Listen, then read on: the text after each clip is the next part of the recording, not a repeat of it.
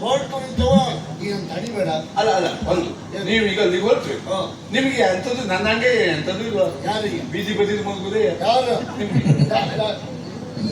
ಎಲ್ಲ ನಿನ್ನ ಮೂಡಿದೆ, ಅದಕ್ಕೆ ಯಾಕೆ ಕಳವಳಿಕೆ ಹೇಳಿದೆ ಸ್ವಾಮಿ. ನಿನಗೆ ಎಲ್ಲೂ ಇಲ್ಲ, ನಮಗೆ ಏನು ನಮಗೆ ಲೆಕ್ಕಕ್ಕೆ ಸಿಗ್ಲಿಲ್ಲ. ಅಷ್ಟು ನಂಬ್ಕೊಂಡಿದ್ದೀರಿ. ಆಯ್ತು ಆಯ್ತು. ಈಗ ಉಂಟು ಎಂತ ಉಂಟು? ಮನೆ ಮನೆ ಉಂಟು. ಮನೆಯಲ್ಲಿ ಮನೆಯಲ್ಲಿ ಹೇಳ್ತಿದ್ದಾಳೆ. ದೇವರೇ ದೇವರೇ, ಯಾಕೆಂದ್ರೆ ನನಗೆ ನಿಮ್ಮ ಹೆಂಡತಿ ಇದ್ದಾಳೆ ಅಂದ್ಮೇಲೆ ನನಗೆ ಬಹಳ ತೃಪ್ತಿ ಆಯ್ತು.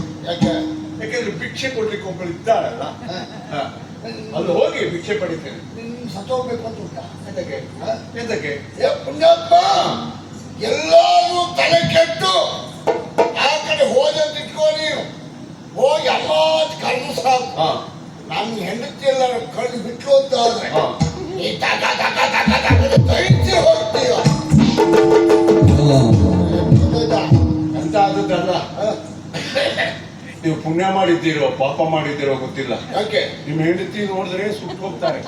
ಮದುವೆ ಆಗಿ ಇಷ್ಟು ವರ್ಷಕ್ಕೂ ನಿಮ್ಮ ಹೆಂಡತಿ ನಿಮ್ಮನ್ನು ನೋಡ್ಲೇ ಇಲ್ವಾ? ಪರಮ ಪತಿವ್ರತೆ ಯಾಕೆ? ನಾನು ಈಗೇನು ಹೊರತು ಪರ ಪುರುಷರನ್ನ ಕಣ್ಣೆಚ್ಚು ನೋಡುವಳಲ್ಲ, ಅವರ ಪತಿವ್ರತ ಪ್ರಭಾವದಿಂದೊಳಗಿ ನಾ ಭಾವಿಸದೇನು ಗೊತ್ತಾ?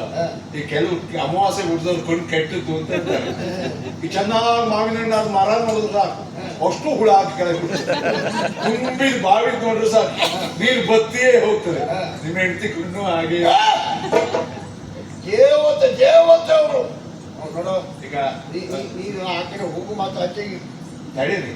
ಈಗ ಕೊಡ್ಲಿಕ್ಕೆ ನಿಮ್ಮ ಹತ್ರ ಇಲ್ಲ, ಇಲ್ಲ. ನಿಮ್ಮ ಹೆಂಡತಿ ಇದ್ದಲ್ಲಿ ಹೋಗ್ಬಾರ್ದು ಭಿಕ್ಷೆ ಪಡಿಲಿಕ್ಕೆ. ಹೋಗ್ಬಾರ್ದು. ನಿಮ್ಮನ್ನೇ ನಂಬಿ ಬಂದಂತ ನನಗೆ ನಿರಾಶ್ರಯವೇ ಗತಿ. ಒಂದು ನಿಯಮ